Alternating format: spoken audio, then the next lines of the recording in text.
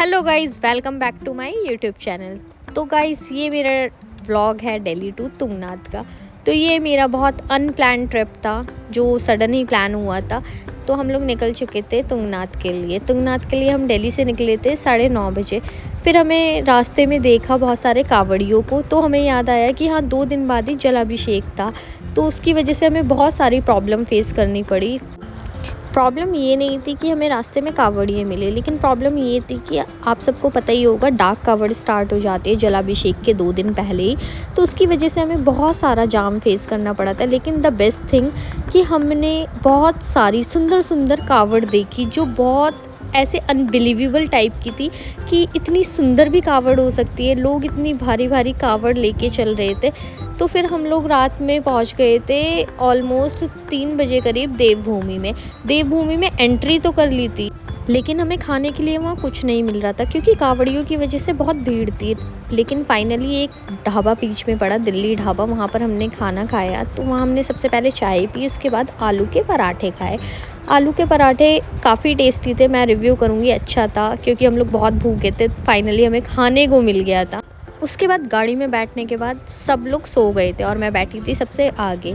और मैं जाम देख के, कावड़ियों को देख देख के इतना परेशान हो गई थी क्योंकि दिल्ली से हरिद्वार का रास्ता ऑलमोस्ट 4 या 4.5 घंटे का है, लेकिन हमें पहुंचने में 12 साढ़े 12 घंटे लग गए थे। उसके बाद हमने गंगा मैया को प्रणाम किया, लोगों को देखा, लोग कितने एक्साइटेड थे जल ले जाने के लिए। लेकिन भीड़ बहुत ज़्यादा थी, जाम बहुत ज़्यादा था, जिसकी वजह से सर में दर्द होने लगा था। उसके बाद हम लोग ऋषिकेश पहुंचने वाले थे, तो एक ढाबे पे रुके, अमृतसरिया ढाबा। बट हमने वहाँ पर फ्रेश वगैरह हुए, ब्रश वगैरह किया। उसके बाद हम लोगों ने ब्रश करने के बाद वहाँ पर एक सामने रेस्टोरेंट था जिसका नाम था वाह रे रामू तेरे पकौड़े, क्योंकि मैंने सुना था उसकी चाय बहुत टेस्टी थी। तो हमने क्या किया, ब्रेकफास्ट में चाय और पकौड़े लिए। अब पकौड़े मुझे तो इतने ख़ास नहीं लगे, इवन मेरी बहनों को भी इतने ख़ास नहीं लगे, लेकिन चाय यहाँ की बहुत अच्छी थी। हम लोगों ने पकौड़े खाए। फिर उसके बाद हम लोग निकल गए ऋषिकेश की तरफ। ऋषिकेश की तरफ जब पहुँचे तो वहाँ पर भी नीलकंठ जाने के लिए कावड़ियों की बहुत लंबी लाइन थी और बहुत भीड़ थी। काफ़ी देर तक हम वहाँ भी 1-1.5 घंटे जाम में फंसे रहे। उसके बाद हम पहुँच गए देवप्रयाग। अब देवप्रयाग में हमें जाना था स्नान करने, संगम में स्नान करने। तो अलकनंदा और भागीरथी का वहाँ पर संगम है, जैसा कि आप सबको पता ही होगा। तो उसके बाद हमने वहाँ पर किया स्नान। वहाँ से निकलने के बाद हम सीधा पहुँचे धारी देवी टेम्पल। वहाँ हनुमान जी को प्रणाम करते हुए हमने धारी देवी की तरफ आगे बढ़ गए। उसके बाद वहाँ देखा हमने, एक अलग ही तरीके की चढ़ाई थी। माता रानी का नाम लेते हुए हम लोग आगे बढ़े। वहाँ बहुत सुंदर व्यू था। ऐसा माना जाता है माता धारी देवी पंच केदारों की रक्षक हैं। जब हम दर्शन करने गए, वहाँ फ़ोटो खींचना मना था, लेकिन मैंने आप सबके लिए वहाँ पर थोड़ा सा पंडित जी की डांट खाते हुए कैप्चर किया। उसके बाद सीधा हम पहुँचे होटल, क्योंकि सारे लोग बहुत थक गए थे। सब ने आराम किया क्योंकि ड्राइवर ने बोला था कि अगर हम जितना जल्दी सुबह ट्रैकिंग के लिए जाएंगे उतना हमारे लिए अच्छा होगा, क्योंकि टाइम मानसून का था, बारिश कभी भी बहुत ज़्यादा हो सकती थी। तो सब लोग सुबह 4 बजे उठने के बाद रेडी होना सब ने स्टार्ट कर दिया।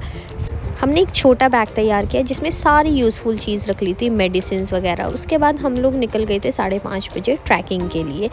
रास्ते में हमने देखा मौसम इतना अच्छा हो रहा था, क्योंकि हम लोग कभी भी दिल्ली में इतना सुबह उठ भी नहीं पाते और यहाँ पर तो ऐसा मौसम देखना इम्पॉसिबल है। रास्ते में हम लोगों ने इंजॉय करते हुए फ़ोटोज़ वगैरह क्लिक कराई। उसके बाद हम सीधा पहुँच गए थे तुंगनाथ चौपटा।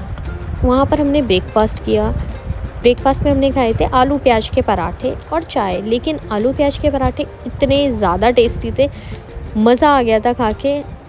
तो आप लोग भी जब जाना तो आप लोग भी ट्राई कर सकते हो। उसके बाद हमने एक शॉप से हम सब के लिए क्या किया, एक स्टिक ले ली, क्योंकि मानसून में वहाँ पर बारिश की वजह से स्लिपरी हो जाता है, ऐसा सुना है कि स्लिप हो सकता है। तो हमने इसलिए स्टिक ले ली, ऐसे कोई नेसेसरी नहीं था। उसके बाद हमने महादेव का नाम लेते हुए, हर हर महादेव बोलते हुए अपनी चढ़ाई स्टार्ट कर दी, क्योंकि बारिश का मौसम हो रहा था। अब हमें ये था कि हम टाइम से पहुंच जाएंगे तो हम टाइम से उतर आएंगे।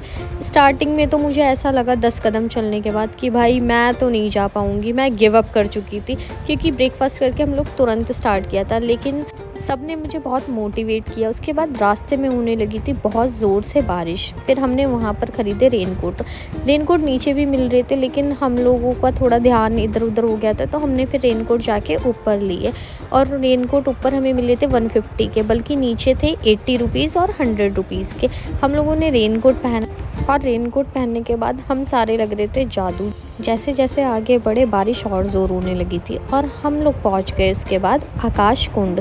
कहा जाता है आकाश कुंड के पानी से जो भी नहाता है या मुँह धोता है वो सारी बीमारियों से मुक्त हो जाता है। वहाँ पर बैठे अंकल ने हमें ये बात बताई थी। उसके बाद देखा बारिश बढ़ती ही जा रही थी। हम लोग लेकिन बाबा का नाम लेते हुए आगे बढ़ गए।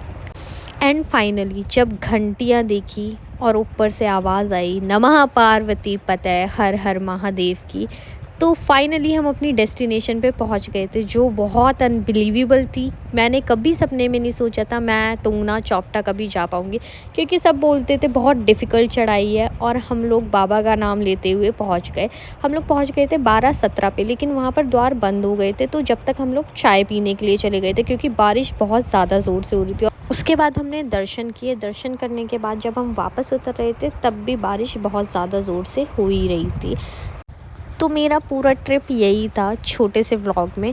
और अगर आपको मेरा व्लॉग अच्छा लगा हो तो please guys like and subscribe and share my YouTube channel. Thank you.